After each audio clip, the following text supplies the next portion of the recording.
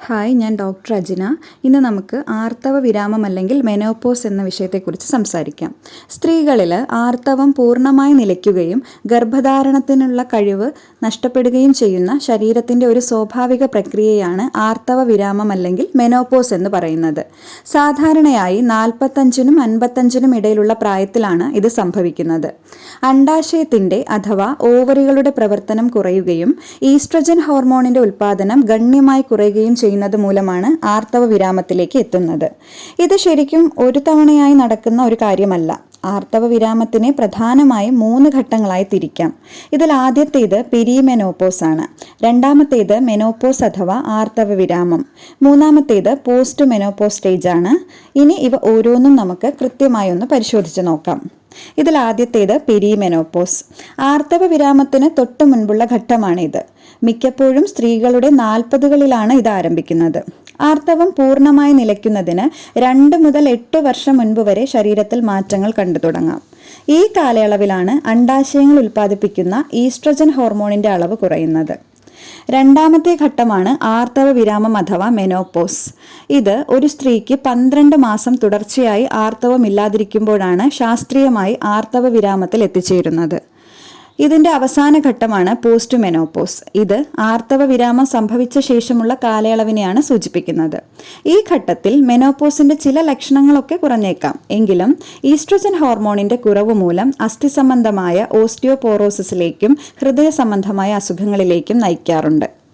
ഒരു നോർമൽ ലൈഫിലൂടെ പോയിക്കൊണ്ടിരിക്കുന്ന ഒരു വ്യക്തി മെനോപോസ് അടുക്കുന്നതിലൂടെ ശാരീരികമായി മാത്രമല്ല മാനസികമായും നിരവധി മാറ്റങ്ങൾക്ക് വിധേയമാകുന്നുണ്ട്. ഇവയിൽ പലതും അവരുടെ ഡെയിലി ലിവിങ്ങിനെ തന്നെ ബാധിക്കാറുമുണ്ട്. മാനസികമായി ഉണ്ടാകുന്ന ബുദ്ധിമുട്ടുകൾ പരിശോധിക്കുകയാണെങ്കിൽ ഇതിൽ ആദ്യം മൂഡ് ചേഞ്ചസ് ആണ്. ഇതിൽ പ്രധാനമായും വിഷാദ രോഗത്തെ പരിഗണിക്കണം.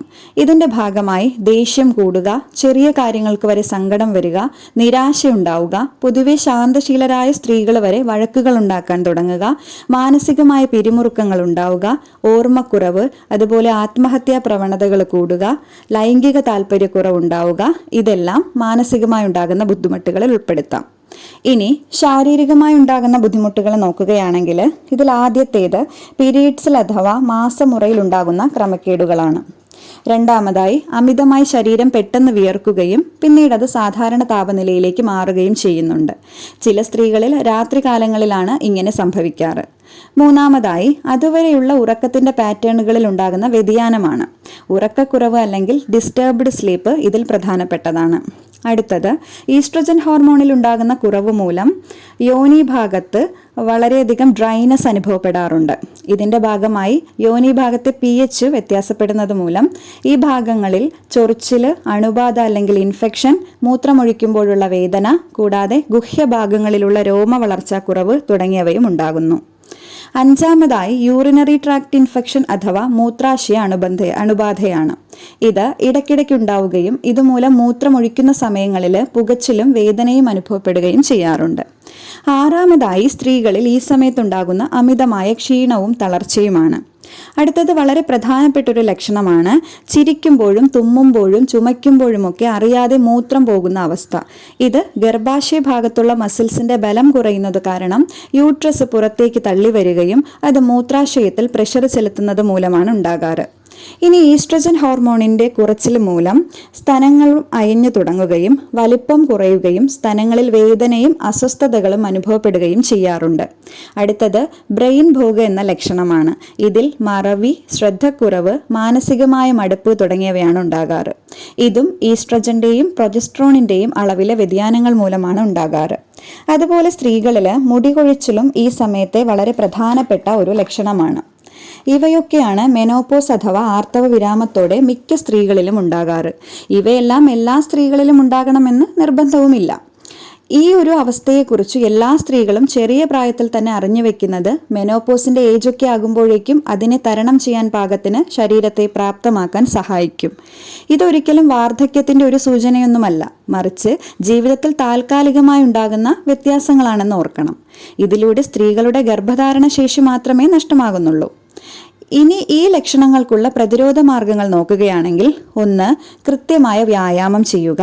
2 കഴിക്കുന്ന ഭക്ഷണത്തിലെ കലോറി കുറയ്ക്കുക. 3 ബാലൻസ്ഡ് ഡയറ്റ് ഫോളോ ചെയ്യുക.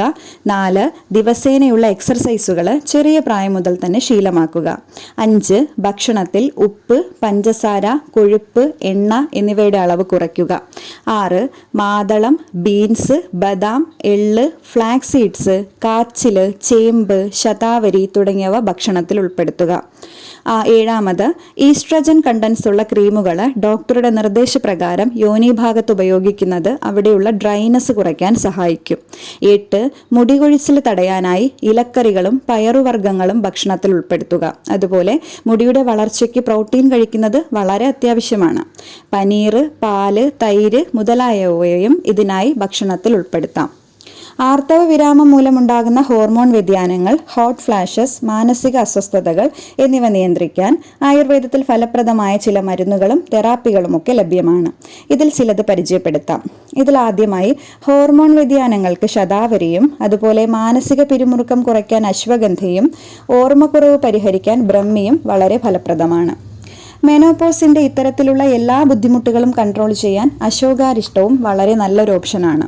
ഒരു സർട്ടിഫൈഡ് ആയുർവേദ ഫിസീഷ്യന്റെ സൂപ്പർവിഷനോടുകൂടി പഞ്ചകർമ്മ ചികിത്സകളും കൃത്യമായ ആയുർവേദ മരുന്നുകളും ശരിയായ രീതിയിൽ ഉപയോഗിക്കുകയാണെങ്കിൽ ഈ സമയത്തെ ബുദ്ധിമുട്ടുകൾ ഈസിയായി ഓവർകം ചെയ്യാൻ കഴിയും. ഒരുപാട് കാര്യങ്ങൾ ഒരുമിച്ച് ചെയ്യുന്ന തിരക്കിലും ചെറിയ പ്രായം മുതലേ സെൽഫ് കെയർ അല്ലെങ്കിൽ സ്വന്തം ആരോഗ്യ സംരക്ഷണത്തിനായി എല്ലാ ദിവസവും ഒരു നിശ്ചിത സമയം എല്ലാ സ്ത്രീകളും നിർബന്ധമായും കണ്ടെത്തേണ്ടത് അത്യാവശ്യമാണ്. ഈ ഒരു ജീവിത സാഹചര്യത്തിലൂടെ കടന്നു പോകുന്ന നമ്മുടെ എല്ലാ അമ്മമാർക്കും സഹോദരിമാർക്കുമൊക്കെ കുടുംബത്തിലെ മറ്റ് അംഗങ്ങളുടെ സപ്പോർട്ട് ഈ സമയത്ത് വളരെയധികം ആവശ്യമാണ്.